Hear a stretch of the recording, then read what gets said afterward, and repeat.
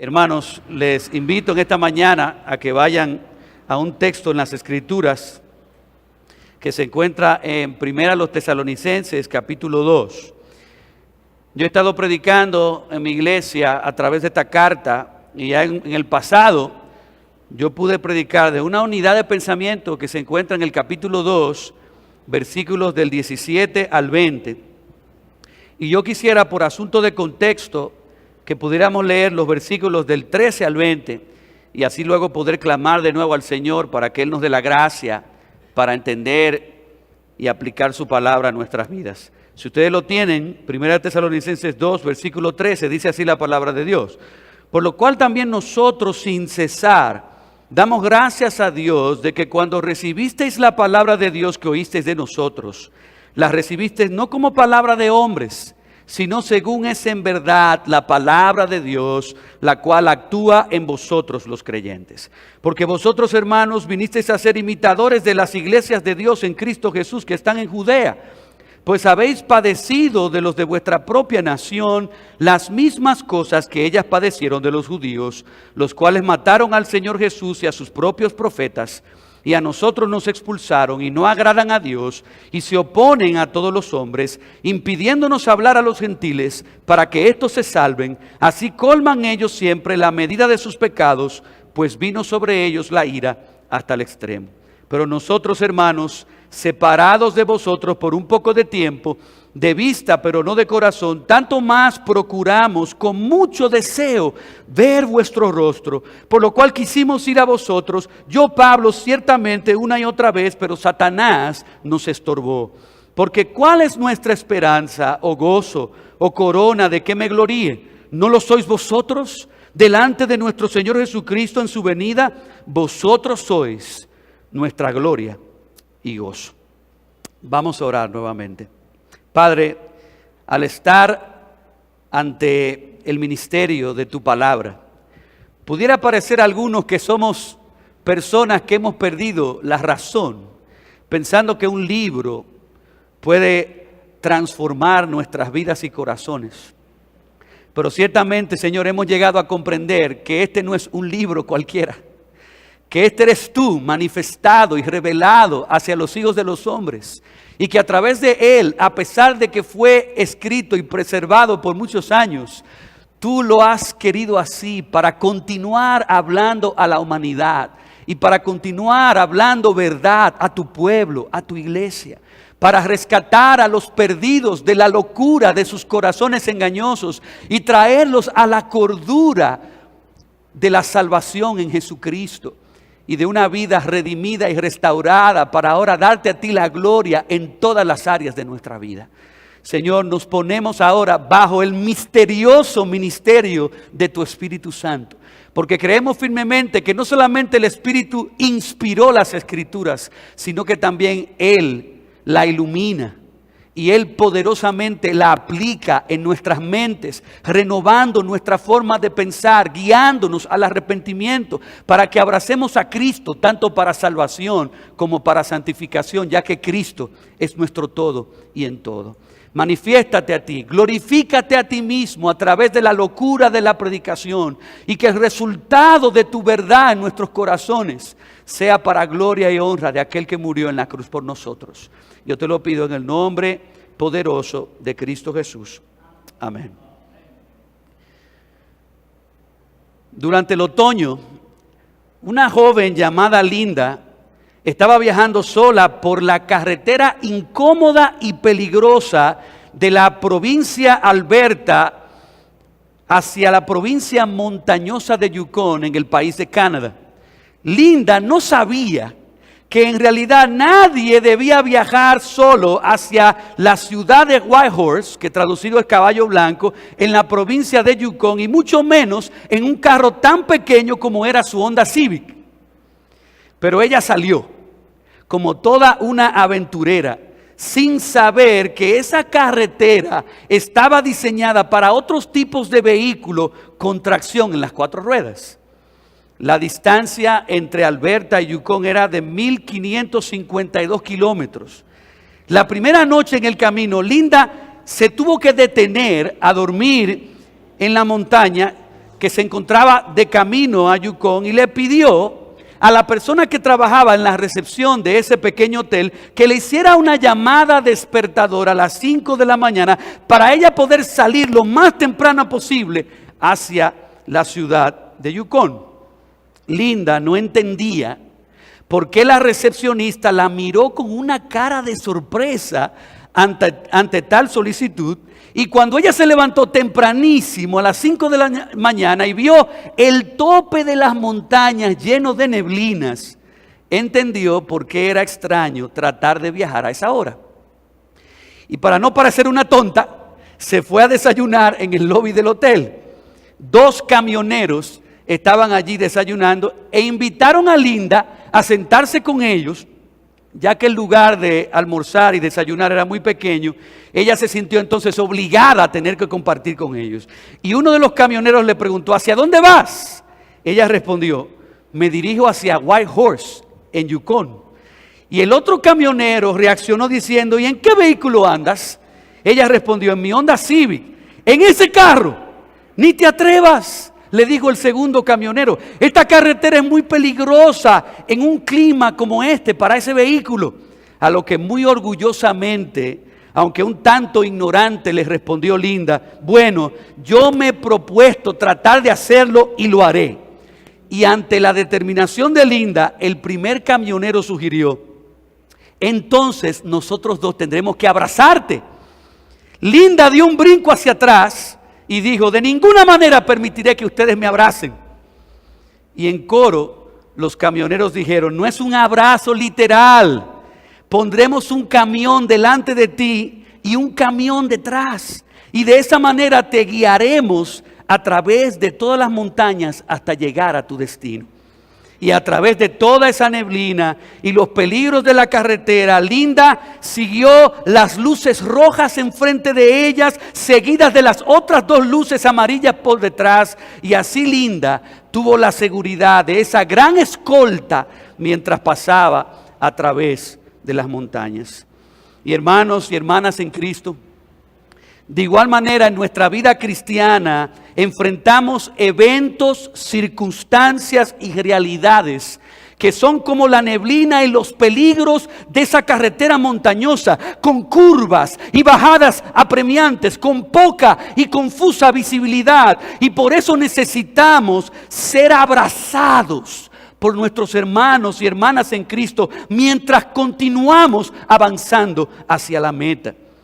En la comunidad de fe, Dios nos ha unido al cuerpo de Cristo, y en ese cuerpo existen hermanos como esos camioneros, hermanos más maduros en el conocimiento de la palabra, otros hermanos más experimentados en las pruebas de la vida, quienes gentilmente, guiados por el Espíritu Santo, nos animarán, nos consolarán, nos protegerán para que podamos atravesar juntos la carretera de la vida cristiana. Y si algo podemos aprender de todo esto, es lo que afirmó el poeta John Donne cuando dijo: ninguna persona es una isla. Es decir, que desde el principio Dios nos hizo para estar en comunidad y funcionar en comunidad. Así como Dios es un Dios social, siendo un Dios único que coexiste en una misteriosa Trinidad, en perfecta armonía, comunión y servicio mutuo entre Dios el Padre, Dios el Hijo y Dios el Espíritu Santo. Así Dios hizo al hombre, unido socialmente, primeramente con Dios, segundo a su familia y por último a la sociedad. Pero ha sido el pecado que ha traído división y separación, no solamente entre Dios y el hombre, sino también entre los hombres con sus semejantes. Y para esto Dios en su gracia diseñó un plan de salvación por medio de Jesucristo para reconciliarnos nuevamente, no solamente con Dios, sino también con los demás, de tal manera que volvamos de nuevo a ser una comunidad unida en perfecta comunión, armonía y servicio mutuo. Y como parte de ese propósito redentor, Dios concibió en su corazón la iglesia. La iglesia no es otra cosa sino la restauración de esa comunidad que se había destruido y enemistado por causa del pecado.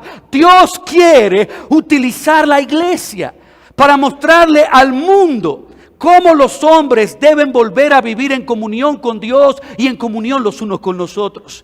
Y por lo tanto, amados hermanos, si este es el plan de Dios, todos los creyentes estamos llamados, apoyados por el poder del Espíritu Santo, a vivir en un ejemplo creciente de comunión con nuestros demás hermanos en Cristo, para que a través de relaciones redimidas y restauradas por el Evangelio, el mundo pueda conocer el amor y la gracia de nuestro Señor y Salvador Jesucristo.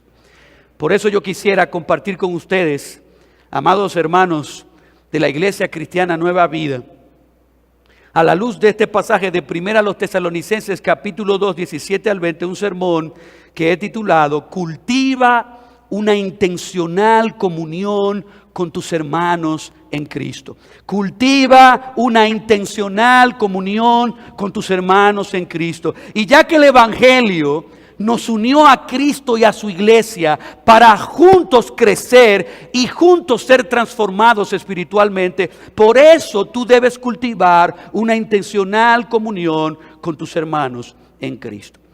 Debemos recordar que de acuerdo al contexto histórico del segundo viaje misionero realizado por Pablo, el cual es relatado en Hechos 17, Pablo tuvo que salir abruptamente de Tesalónica debido a la persecución que había en contra de su persona y ministerio, persecución que había sido principalmente llevada a cabo por los falsos maestros judaizantes. Y debido a eso, Pablo solamente pudo estar con los tesalonicenses entre 3 a 4 semanas.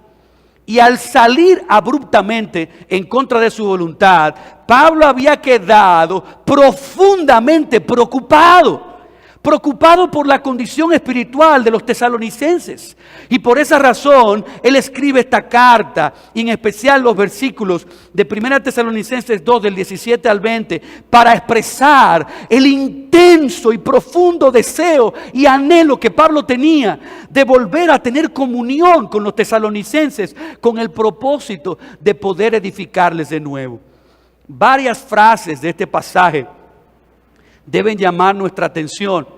Primero, la frase del versículo 17 que dice: tanto más procuramos con mucho deseo ver vuestro rostro. La frase del versículo 18 que dice: quisimos ir a vosotros ciertamente una y otra vez.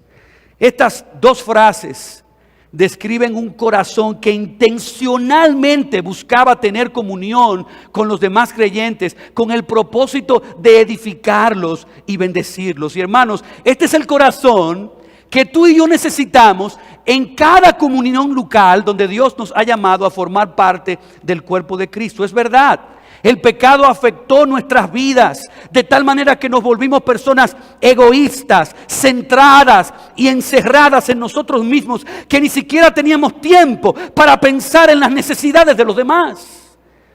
Pero precisamente para esto Cristo nos redimió y nos libertó, para librarnos de nosotros mismos, para librarnos de un corazón engañoso y egoísta que se engaña a sí mismo, pensando que buscando su propio placer y su propio camino encontrará felicidad, propósito y satisfacción. Pero no es así, mis amados hermanos. El verdadero gozo y propósito para el cual Dios nos creó se encuentra en amar a Dios sobre todas las cosas y en amar a nuestro prójimo como a nosotros mismos. Por lo tanto, la gracia del Evangelio que se ha manifestado en nuestras vidas debe cambiar nuestra forma de pensar con respecto a para qué fuimos creados y para qué fuimos salvos. Pablo dijo que él procuraba con mucho deseo ver el rostro de los tesalonicenses, demostrando un sincero y genuino deseo de cultivar intencionalmente la comunión con ellos, haciendo todo el esfuerzo necesario, aunque le costara o le doliera. Pero él se enfocó en que gran parte de su vida como cristiano fuera el tener comunión para edificar y servir espiritualmente. a los demás creyentes. Y hermanos, si ustedes observan cuidadosamente esta actitud de Pablo para con los tesalonicenses, lo que al final ustedes encontrarán es el corazón de Cristo en Pablo. Cristo asumió conscientemente y celosamente la obligación de servirnos, aunque esto le costara a él dolorosamente su vida en la cruz. Pero aún así él lo hizo con prontitud, con un alto nivel de urgencia, haciendo lo mejor posible a su alcance, entregándose por completo por nosotros. Pero lo grande de todo esto es que Cristo encontró en su servicio el gran gozo y la gran satisfacción de amar a su Padre, obedeciendo la misión salvadora que Él le había encomendado, demostrando que no hay mayor amor que este, dar su vida por su prójimo, para reconciliar a pecadores como nosotros y restaurarnos nuevamente a una relación con Dios y con los demás. Y hermanos, si Cristo hizo esto por nosotros, esto es exactamente lo que Cristo quiere que procuremos hacer los unos para con los otros, dentro de su cuerpo, dentro de esta nueva comunidad que ha sido redimida por su sangre. Y hermanos, esto es algo que no es natural, es algo que Dios tiene que cambiar en nuestros corazones. Tenemos que aprender a buscar y a perseguir esto. La gracia de Dios nos enseña que el gozo y la satisfacción verdadera se encuentra amando a Dios sobre todas las cosas y amando a nuestro prójimo como a nosotros mismos. Y el laboratorio práctico donde Dios quiere que pongamos en práctica este amor sacrificial y servicial es primero dentro de la familia de la fe y luego para con todo el mundo. Ahora bien, este texto pone delante de nosotros tres razones principales del por qué nuestros hermanos necesitan que nosotros busquemos cultivar una intencional comunión con ellos. De modo que la primera razón por la que tú debes cultivar una intencional comunión con tus hermanos en Cristo es porque tus hermanos en Cristo necesitan consolación ante las pruebas espirituales de su fe. Porque tus hermanos en Cristo necesitan consolación ante las pruebas espirituales de su fe. Mira conmigo el versículo 17. Pero nosotros, hermanos, separados de vosotros por un poco de tiempo, de vista pero no de corazón, tanto más procuramos con mucho deseo ver vuestro rostro, por lo cual quisimos ir a vosotros. Pablo quería tener comunión con los tesalonicenses porque parte del deseo que ardía en el corazón de Pablo era poder regresar a consolarlos a ellos en medio de la terrible dificultad que fue la persecución que empezaron a experimentar por causa de su fe en Jesucristo. Si ustedes recuerdan los versículos, y lo pueden ver, los versículos anteriores, del 14 al 16, nos describen la persecución que tuvieron que sufrir los tesalonicenses después que Pablo se marchó. Y esto nos enseña algo muy importante acerca de la vida cristiana. Y es que aunque creer en Cristo trae consigo el gozo de la salvación, aunque creer en Cristo trae consigo la paz de mente, de corazón y de conciencia, de que ya por gracia ha sido reconciliado con Dios y justificado delante de Él para siempre por medio de la fe en Cristo, eso no quiere decir que la vida cristiana está libre de aflicciones, libre de dificultades o de pruebas. No, mis hermanos. Por el contrario, nuestra nueva fe en Cristo nos pondrá inmediatamente en un número de conflictos, los cuales tendremos que enfrentar para gloria de Dios y para crecimiento de nuestra fe. Y Dios nos ha dicho de antemano que tenemos que pasar por muchas tribulaciones antes de entrar en el reino de Dios. Pero Él también nos enseñó que estas aflicciones, pruebas y dificultades, Dios las planifica. Y Dios la permite soberanamente para Él trabajar en nuestras vidas y hacernos más como Cristo y así crecer nuestra fe. De hecho, esa fue la prueba y dificultad que los tesalonicenses tuvieron que enfrentar, inmediatamente Dios los salvó. O sea, tan pronto se convirtieron a Cristo, inmediatamente comenzó una persecución de parte de los falsos maestros. Pero el punto no es el tipo de prueba que venga, sea persecución, sea necesidad, dolor, pérdida, problemas interpersonales, sea lo que sea que ocurra en tu vida, aún después que has creído en Cristo. El punto en este contexto es que no podemos enfrentar las dificultades solos. A mí me asombra cómo Dios continuamente nos enseña principios espirituales a través de los elementos de la naturaleza. En Proverbios, Dios utiliza el ejemplo de las hormigas para enseñarnos acerca de la diligencia y el trabajo. Pero yo quisiera que por un momento consideráramos juntos el ejemplo de las abejas. Si observas el comportamiento de una abeja, verás que una abeja siempre está dispuesta para alimentar otra abeja. Inclusive aun cuando esa abeja pertenezca a otra colonia de abejas. Para las abejas, el alimentarse mutuamente es parte de su orden natural. Porque las abejas son insectos muy pero muy sociables. Las abejas trabajan arduamente para alimentar a la abeja reina, para alimentar a los abejones, inclusive para alimentar a las abejitas más jóvenes. Pero en fin, el punto de todo esto es que las abejas disfrutan la comunión y la vida social. Las abejas se agrupan buscando el calor durante el frío y usan sus alas como abanicos durante el tiempo de calor para refrescar la colmena.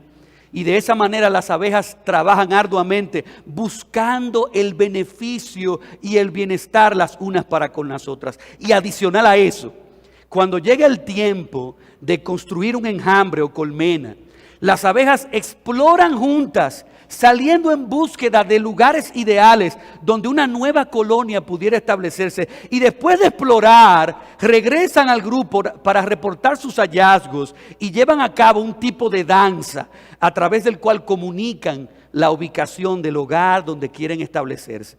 Y después se puede apreciar cómo todas salen juntas volando, unidas en dirección hacia el lugar donde desean establecer su nueva colmena. Y amados hermanos y hermanas, así como las abejas no enfrentan sus situaciones solas, sino que ante la necesidad se alimentan mutuamente, ante el frío se calientan mutuamente, ante el calor se refrescan mutuamente, así también Dios nos puso interconectados en el cuerpo de Cristo, para que cuando lleguen las pruebas nos consolemos mutuamente, ante las necesidades nos ayudemos mutuamente y ante las dificultades nos animemos y alentemos mutuamente.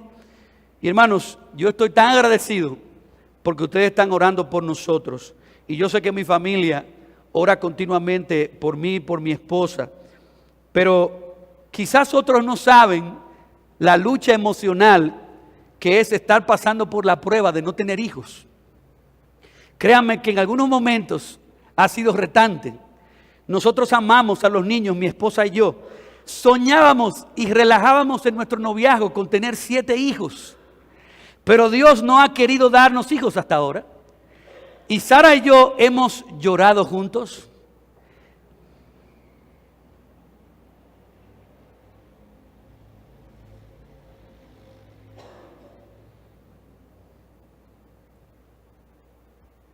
Nos hemos frustrado juntos.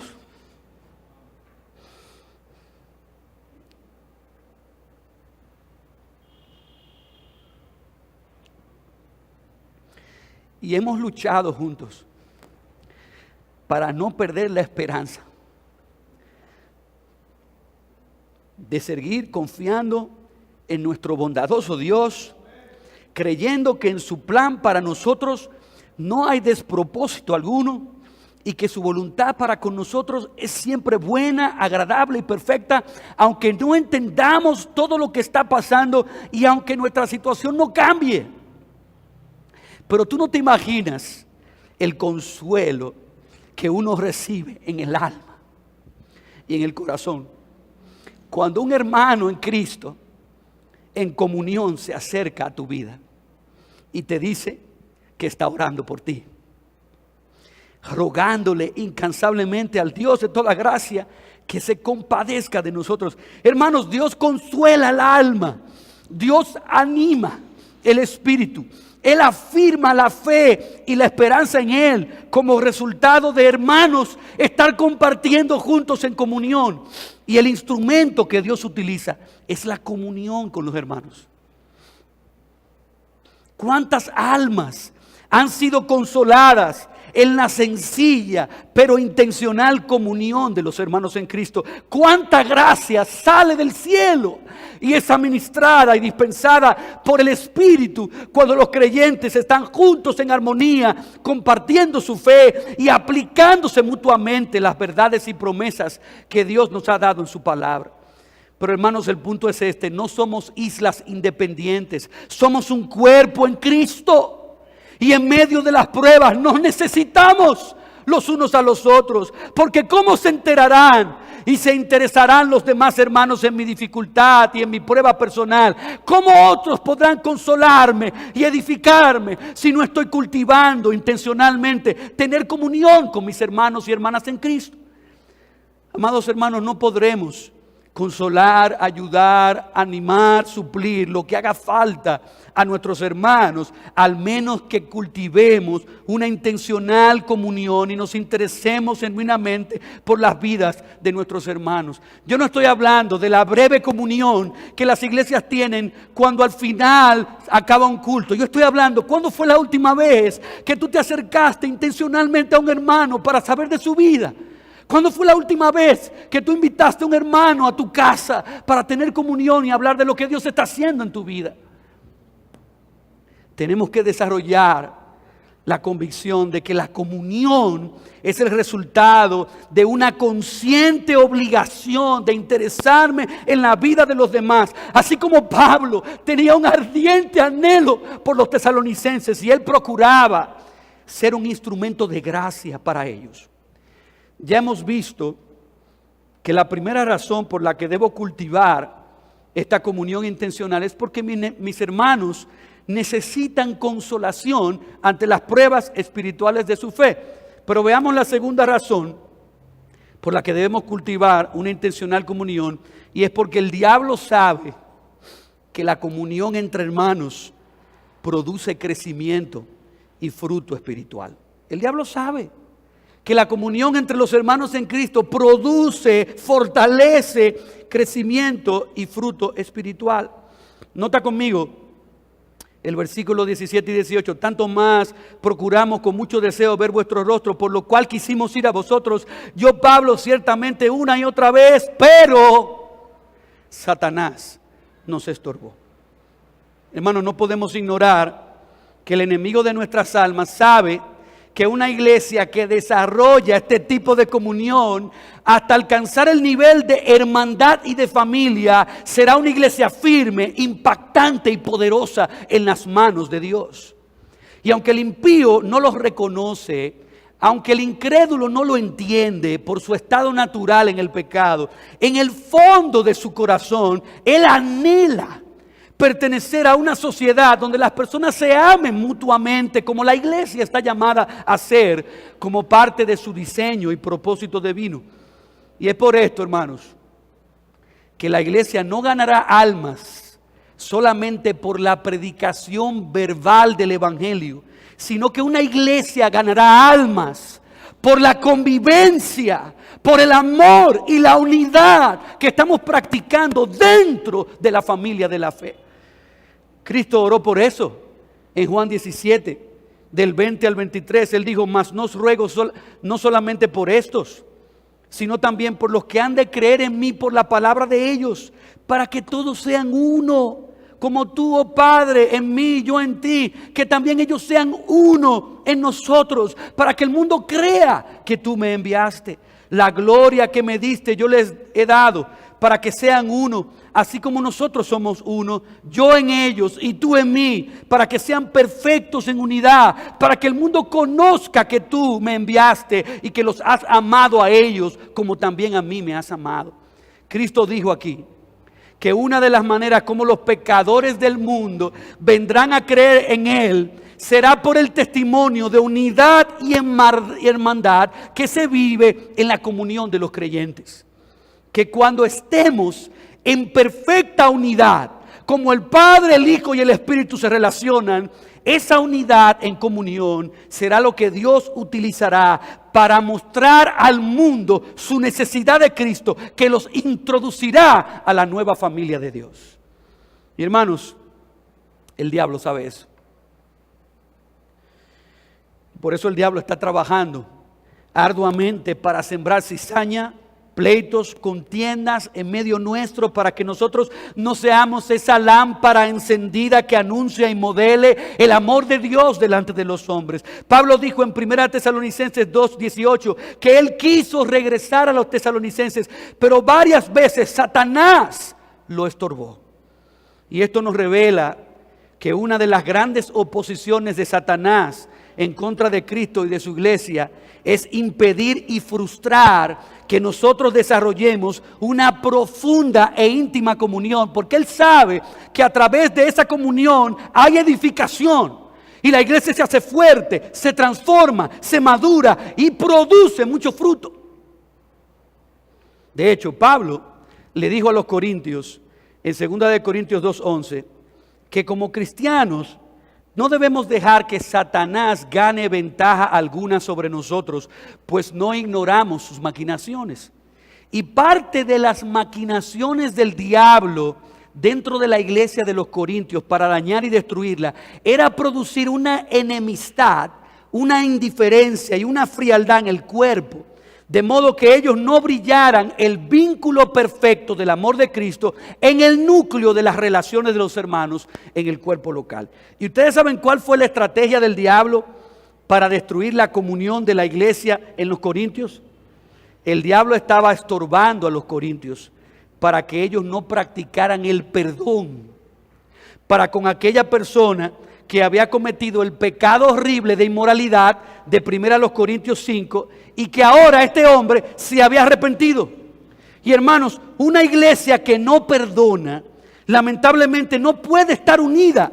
Y si no hay perdón los unos para con los otros, no habrá unidad, no existirá comunión. Los corintios en un principio estaban ignorando esto, pero gloria a Dios, más tarde se humillaron y obedecieron la exhortación de Pablo y perdonaron a ese hermano y volvieron a cultivar el amor, la unidad y la comunión. Y hermanos, aunque sea difícil de comprender y aceptar, Pablo dijo en 1 Tesalonicenses 2:18 que Satanás está poniendo zancadillas a la iglesia de Cristo para frustrar, detener y retardar su crecimiento. El propósito del diablo es hacer que la iglesia progrese poco y con dificultad. Y es cierto que el diablo sabe que Cristo dijo que la iglesia prevalecerá y que ni siquiera las puertas del infierno podrán detenerla. Pero aunque él sabe que no puede eliminar la fuerza creciente y progresiva de la iglesia universal de Jesucristo, Satanás está atacando ferozmente las iglesias locales, haciendo que progresen poco y que crezcan con dificultad. Y hasta en algunos casos Satanás logra que algunas iglesias cierren sus puertas. ¿Y cómo fue que Satanás estorbó a Pablo para que él no volviera a tener comunión con los tesalonicenses? Bueno, la Biblia aquí no nos dice exactamente qué fue. Algunos creen que pudo haber sido una enfermedad que Pablo experimentó, así como el diablo ocasionó una enfermedad a Job, o pudo haber sido, como solía ocurrir, por la continua persecución que Pablo experimentaba, que le impedía moverse con la libertad que él anhelaba. Pero como dijo John MacArthur, el deseo de Satanás es frustrar el progreso del reino de Dios. Así como un ejército busca interrumpir el avance de un ejército enemigo. La palabra traducida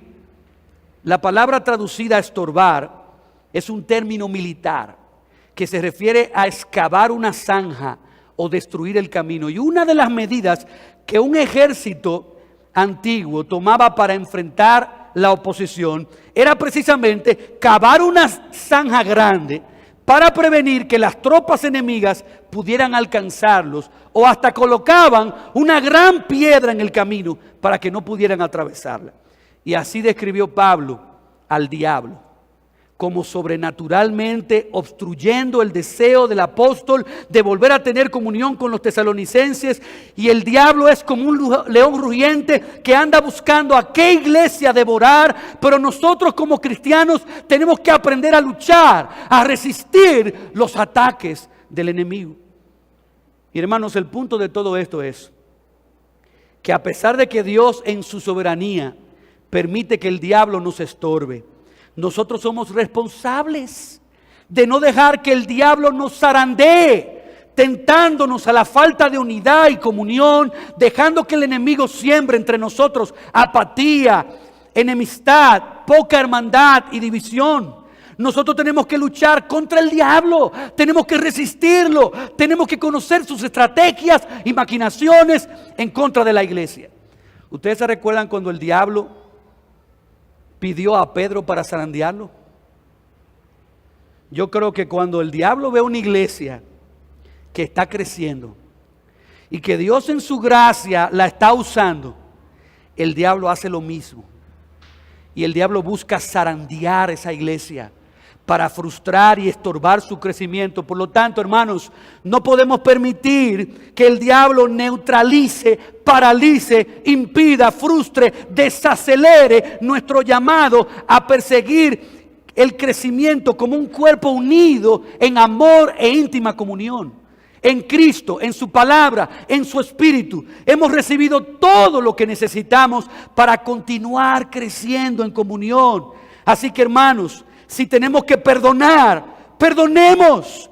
Si tenemos que interesarnos más por los demás, interesémonos. Si tenemos que compartir más, compartamos más. Si tenemos que orar más juntos, oremos más juntos. Si tenemos que conocernos más, hagamos más actividades para conocernos más. Si tenemos que visitarnos, visitémonos. Pero no le demos ventaja ni terreno al diablo para que destruya o estorbe la comunión de los santos, a través de la cual Dios dijo y prometió que nos daría el crecimiento necesario.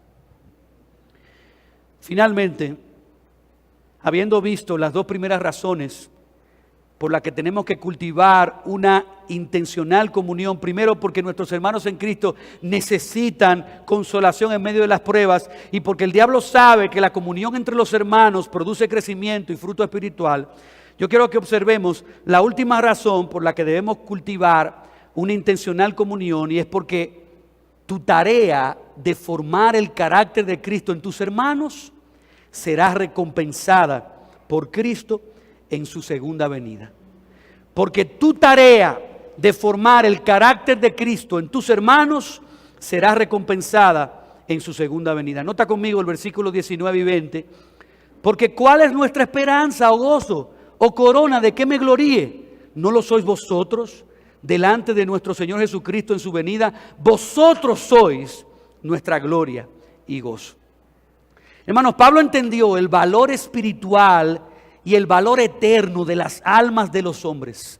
Y a la luz de la eternidad y de la segunda venida de Cristo, Pablo se dedicó por completo a la tarea de ganar personas para Cristo y luego trabajar arduamente para que Cristo sea formado en cada uno de ellos.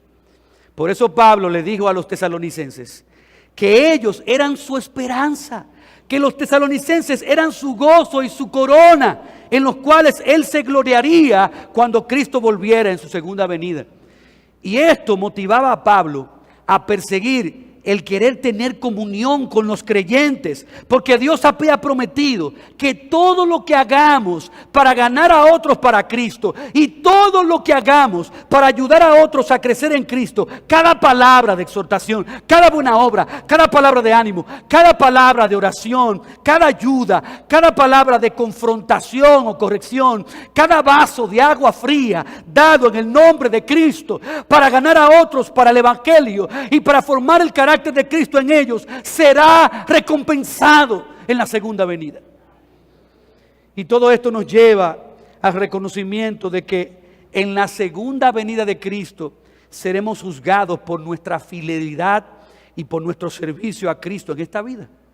Y si fuimos fieles predicando y viviendo el Evangelio, ganando a otros para Cristo y ayudándolos a crecer, ese día, en la venida de Cristo y en su juicio, aquellos que se convirtieron a Cristo y crecieron en Cristo por causa de nuestro testimonio, se convertirán en una razón de gozo y alegría delante de Dios. ¿Y no es esto maravilloso, amados hermanos?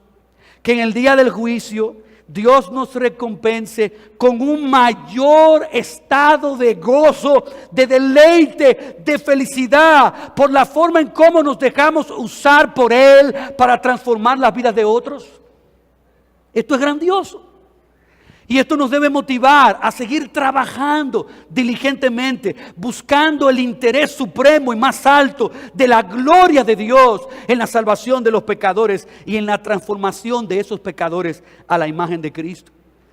Pero Pablo también dijo que los tesalonicenses se convertirían en su corona.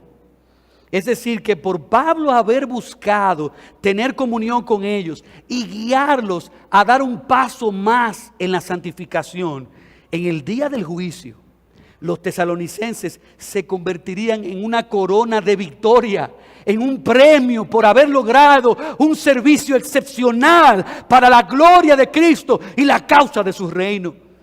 Y así como cuando los competidores ganan en una carrera o competencia y a los 3 primeros lugares los coronan y le entregan premios, trofeos o recompensas, así Dios nos motiva, prometiendo que en el día final todo eso que hayamos contribuido para el progreso de los pecadores acercarse a Dios en Cristo y para el avance de ellos cambiar y ser moldeados más a su imagen, todo eso será premiado y recompensado, se convertirá en un premio, en un trofeo al final de la carrera. Y hermanos, la gracia recibida en Cristo, la salvación eterna de nuestras almas por medio de la vida, muerte y resurrección de Cristo, debería ser la razón única y suficiente para nosotros dedicarnos por completo a los propósitos de ganar a otros para Cristo y de ayudarlos a crecer a la imagen de Cristo. Pero Dios es tan bondadoso y misericordioso que además de salvarnos por gracia, nos promete recompensas eternas por las maneras como podamos ser usados a través de la comunión intencional para salvar y formar el carácter de Cristo en otros.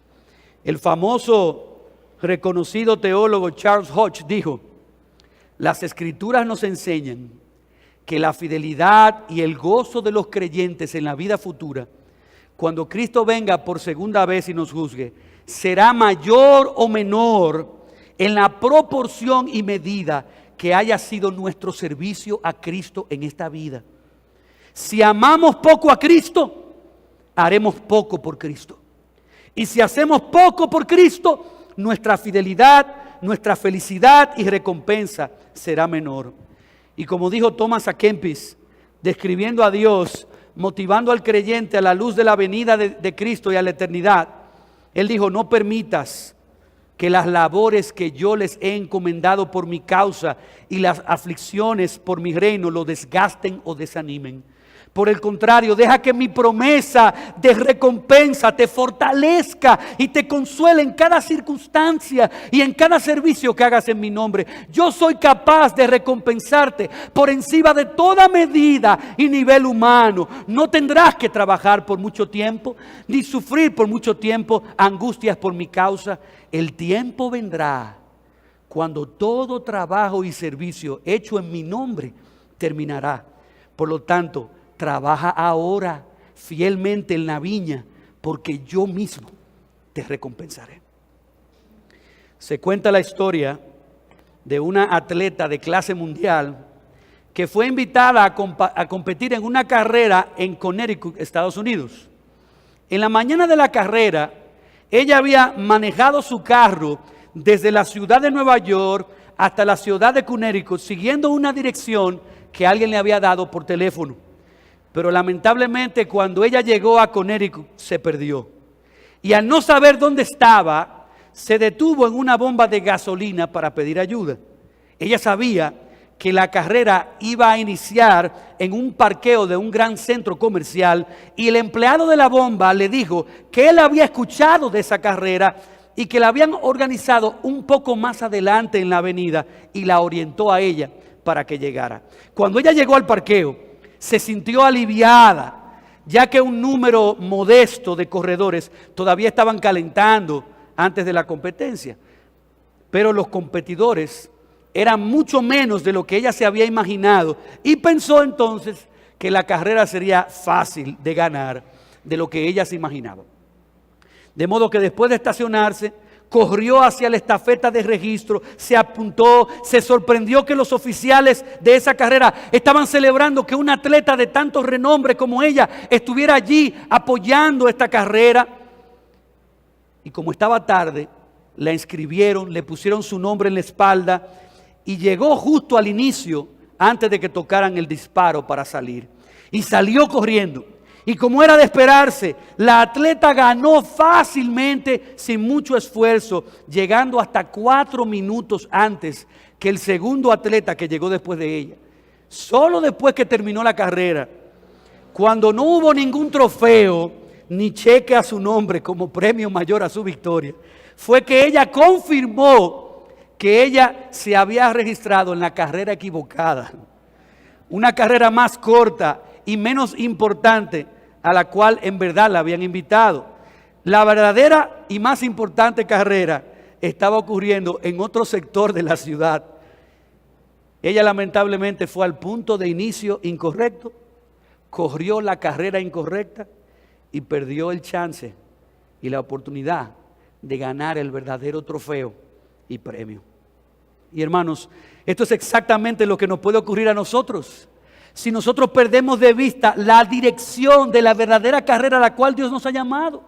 Pablo al final de su vida estaba seguro que él había corrido la verdadera carrera y él animó a Timoteo en 2 de Timoteo 4:5 a que Timoteo también continuara fiel en su ministerio cuando él le dijo, pero tú sé sobrio, soporta las aflicciones, haz obra de evangelista, cumple tu ministerio, porque ya yo estoy para ser sacrificado y el tiempo de mi partida está cercano. He peleado la buena batalla, he acabado la carrera, he guardado la fe. Por lo tanto, por lo demás, me está guardada la corona de justicia, la cual me dará el Señor, juez justo, en aquel día. Y no solo a mí, sino también a todos los que aman su venida.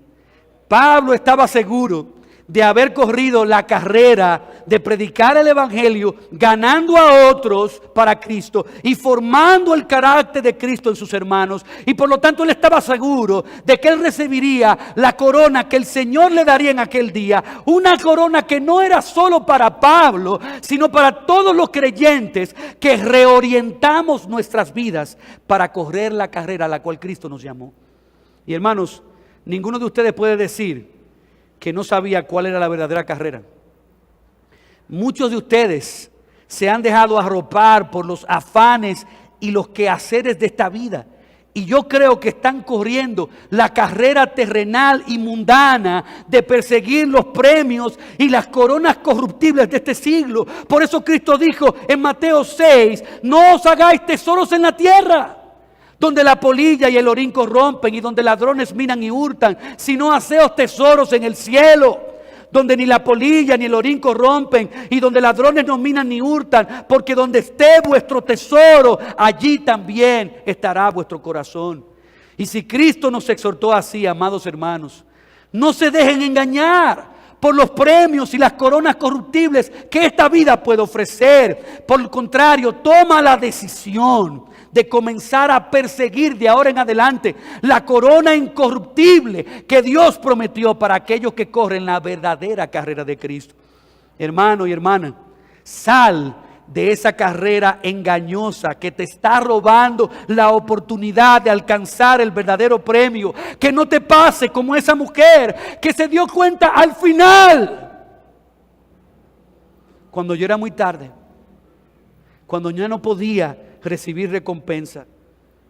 Pablo quería apasionadamente volver a tener comunión con los tesalonicenses, porque como dice el comentario The New Bible Commentary, Pablo se imaginaba a sí mismo delante de Cristo en el día del juicio final, trayendo a esa iglesia delante de Dios, a ese grupo de hermanos, como prueba de que él fue fiel a Jesucristo y en su trabajo de alcanzar a otros y hacerlos crecer en la madurez y en la perfección.